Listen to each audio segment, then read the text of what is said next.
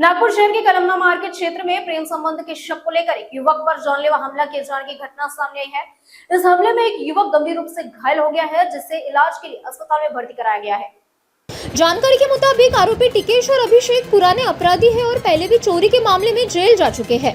टिकेश को अपनी पत्नी और अपने पुराने दोस्त मयूर बोरकर के बीच कथित प्रेम संबंध का संदेह था, जिसको लेकर दोनों के बीच लंबे समय से विवाद चल रहा था। बताया जा रहा है कि 26 अप्रैल की रात मयूर ने टिकेश को बातचीत के लिए कलमना मार्केट के सामने बुलाया था। टिकेश अपने साथी अभिषेक के साथ वहां पहुंचा, जबकि मयूर अपने मित्र शेख अयान के साथ मौजूद था।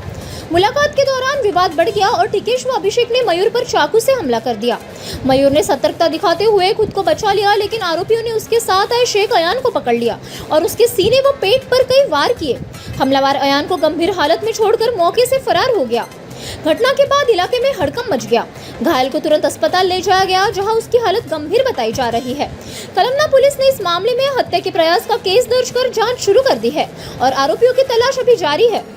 गावणे यांनी नमूद गुन्हा दाखल केला असून नमूद गुन्ह्याची थोडक्यात हकीकत अशी आहे की 26/4/2026 रोजीचे रात्री 9 ते 9:30 वाजताच्या दरम्यान फिर्यादी हा कळमना मार्केट बाहेरील सुलतान दालच्या इथे बसला होता।